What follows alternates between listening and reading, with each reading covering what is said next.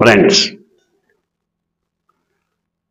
కొత్తగా విడుదల కాబోతున్నటువంటి ఒక సినిమా రాజకీయ ఉచ్చులో చిక్కుకొని చర్చనీయాంశంగా మారిపోయింది.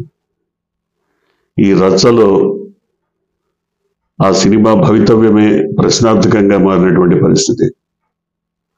అయితే కొందరు చెప్తున్నట్టు చిత్ర కథాంశం బాగుంటే ప్రేక్షకాదరణ తప్పకుండా లభిస్తుంది, ఎవరు ఎన్ని అడ్డంకులు సృష్టించినా. కానీ ఇంత రాజకీయ వివాదం రచ్చ జరగడానికి కారణం కొందరు వ్యక్తులు, కొన్ని శక్తులు పనిగట్టుకొని చేసినటువంటి విమర్శలు, వ్యంగ్యాస్త్రాలు, ప్రధానంగా ఒక రాజకీయ పార్టీని, వ్యవస్థను కుదిపేసినటువంటి పరిస్థితి. ఆ ఫలితాన్ని ఈ సినిమా అనుభవిస్తోందని చెప్పాలి. సినిమాకి సంబంధించినంత వరకు కొత్తగా ఎదుగుతున్నటువంటి నటుడు, చిత్ర పరిశ్రమలో నిలదొక్కుకోవడానికి తన వంతు కృషి చేస్తున్నటువంటి యువ నటుడు, అతని పేరు విశ్వక్సేన్గా అందరికీ తెలుసు. కానీ దినేష్ ప్రసాద్ నాయుడు, ఇది అతని ఒరిజినల్ నేమ్. దినేష్ ప్రసాద్ నాయుడు తండ్రి కరాటే రాజుగా సినీ పరిశ్రమలో అందరికీ సుపరిచితుడు. అంటే సినీ వర్గాలతో ఎంతో కొంత పరిచయం ఉన్నటువంటి కుటుంబం. ఈ దినేష్ ప్రసాద్ నాయుడు విశ్వక్సేన్గా పేరు మార్చుకొని సినీ రంగ ప్రవేశం చేశారు. కానీ ఆయన సినిమాలో మొదటి నుంచి కూడా ఏదో రకంగా చర్చనీయాంశాలు, విశేషంగా రచ్చకు ఎంతో కొంత దోహదపడ్డ అంశాలుగానే ఉన్నాయి. ఈ సినిమా విషయంలో ఇది ఆయన ఇందులో ఒక లేడీ గెటప్లో మహిళ పాత్ర వేస్తూ తీసినటువంటి సినిమాగా చెప్తున్నారు. అంటే ఒక లేడీ గెటప్లో ఆయన కనిపించబోతున్నారు.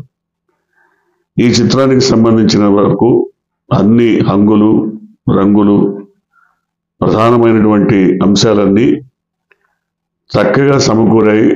కథ ఆయనకి విజయాన్ని తెచ్చిపెడుతుంది అనుకుంటున్న సమయంలో ఆయన చిత్ర విడుదలకు ముందు తీసుకున్నటువంటి ప్రీ రిలీజ్ ఈవెంట్లో మెగాస్టార్ని పిలవాలనుకున్నారు. అంటే చిత్రానికి కొంత హైప్ వస్తుంది, ప్రజల్లో కొంత ఉద్విగ్న భరితమైనటువంటి ఆసక్తి, ఉత్సుకత రేకెత్తుతుంది అని ఆయన భావన. అంతవరకు బాగానే ఉంది. కానీ ఆయన మెగా స్టార్ వచ్చి మాట్లాడిన మాటలు కూడా ఫక్తు రాజకీయ అంశాలే మాట్లాడారు. ఇంకా పైగా ఈ విశ్వక్సేన్ అనేటువంటి కుర్రాడు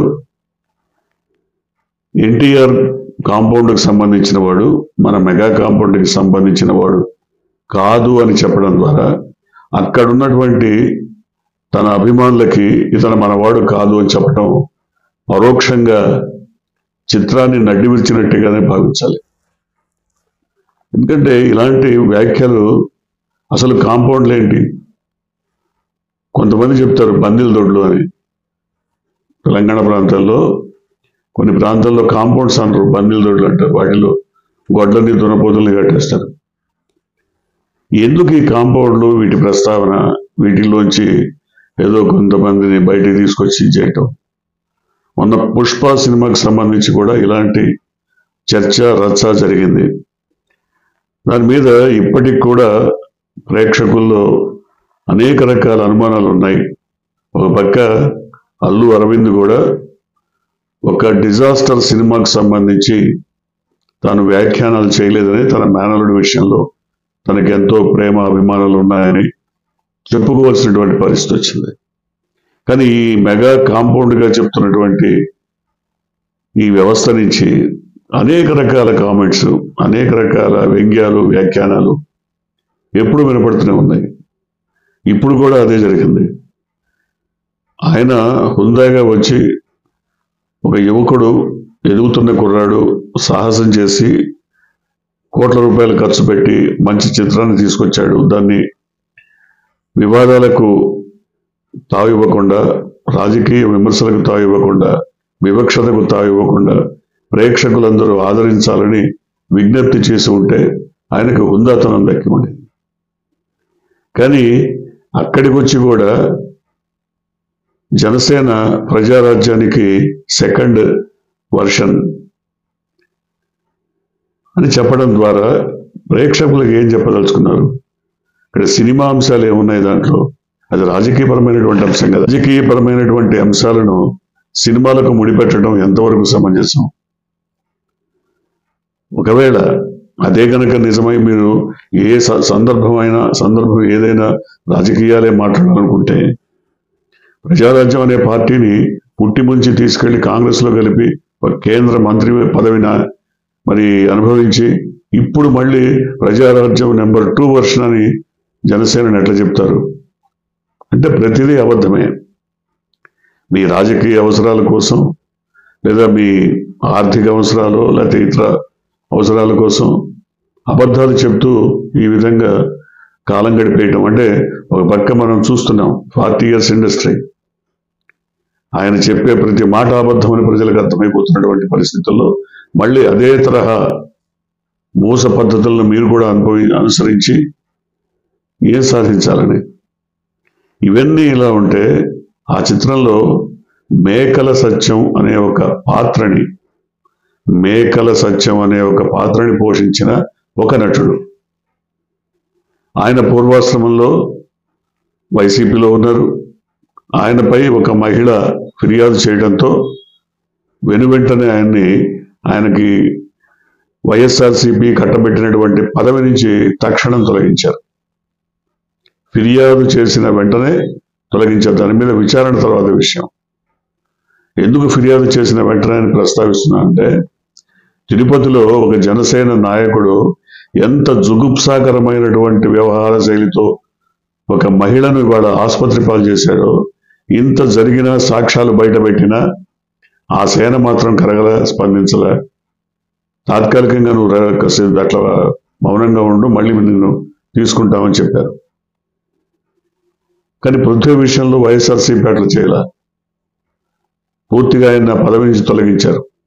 అలాంటి పృథ్వీ ఇవాళ ఈ సమావేశంలో, ఈ ప్రీ రిలీజ్ ఈవెంట్లో తనదైన శైలిలో మాట్లాడటానికి ఉద్యుక్తుడై వైఎస్ఆర్సీపీ పైన కక్ష తీర్చుకోవడానికి కుయుక్తులతో రాజకీయ విమర్శలు చేశారు. ఆయన పాత్ర మేకల సత్యం కావచ్చు. సినిమా ప్రారంభంలో 150 గొర్రెలు ఉండేవి, సినిమా అంతానికి వచ్చేసరికి 11 గొర్రెలే మిగిలాయి. ఇది ఆయన చేసిన వ్యాఖ్య. నర్మగర్భంగా మాట్లాడటం కానీ, నర్మగర్భంగా వ్యాఖ్యలు చేయటం కానీ అందరికీ వచ్చు. ఇవాళ ప్రజానీకం చాలా తెలివైనటువంటి పరిస్థితి, ఎంతో తెలివిగా ఆలోచిస్తున్నారు, అర్థం చేసుకోగలుగుతున్నారు. కాబట్టి ఈ సినిమా ప్రీ రిలీజ్ విడుదలకు ముందు జరిగే ఫంక్షన్లో ఈ పృథ్వీ చేసినటువంటి వ్యాఖ్యల వల్ల వైఎస్ఆర్సీపీ ఘాటుగా స్పందించాల్సి వచ్చింది. వైఎస్ఆర్సీపీ పార్టీ పరంగా స్పందించకపోయినా అభిమానులు మాత్రం లక్షల్లో స్పందించినటువంటి పరిస్థితి. ఈ సినిమాను, ఈ విశ్వక్సేన్ తీసినటువంటి సినిమాను బాయ్కాట్ చేయాల్సిందిగా పిలిపిస్తూ లక్షలాది మంది మరి ట్విట్టర్లో కానీ ఇతరత్ర పోస్టులు పెట్టడం జరిగింది. సో తద్వారా ఎంతో కొంత సినిమాకు డ్యామేజ్ జరిగేటువంటి అవకాశం ఖచ్చితంగా ఉంటుంది, 100% ఉంటుంది. అయితే ఈ రకమైనటువంటి పరిస్థితిని విశ్వక్సేన్ కొని తెచ్చుకున్నాడా అంటే అవుననే చెప్పాలి. ఎందుకు మెగా స్టార్, ఎందుకు పృథ్వీ, ఎందుకు వీళ్ళంతా రావాల్సినటువంటి అవసరమే ఉంది? సినిమాల్లో నిజమైనటువంటి కంటెంట్ బాగుంటే, మీరు అనుకుంటున్నట్టు సినిమాలో టేకింగ్ బాగుంటే, మేకింగ్ బాగుంటే, చక్కటి దృశ్యాలు ఉంటే, కథాంశం ఉంటే తప్పకుండా ప్రేక్షకులు ఆదరిస్తారు. ఒక ఉదాహరణ చెప్పుకోవాలి. ఇదే మెగా కాంపౌండ్ నుంచి ఒక సినిమా ఒక 25 ఏళ్ల క్రితం వచ్చినప్పుడు ఆ సినిమా ఆడుతుండగానే ఎక్కడ సినిమా హాళ్ళు కొత్త సినిమాకు కూడా ఇవ్వనటువంటి పరిస్థితి. మెగా స్టార్ సినిమా నడుస్తున్నప్పుడు వేరే సినిమా రిలీజ్ కూడా ఒప్పుకున్నటువంటి పరిస్థితి. అట్లాంటప్పుడు ఒక చిన్న సినిమా కేవలం 25-30 థియేటర్లలో రిలీజ్ అయినటువంటి ఒక చిన్న సినిమా, కొత్త దర్శకుడు ఒక మంచి ట్యాగ్ లైన్తో, మంచి కాఫీ లాంటి సినిమా అనే ట్యాగ్ లైన్తో అతను బయటకు వచ్చి ఈ మెగా సినిమాని గడగడలాడించినటువంటి, షేక్ చేసినటువంటి పరిస్థితి. అంటే ఇట్లాంటివి ప్రజల్లోకి రాలేదు.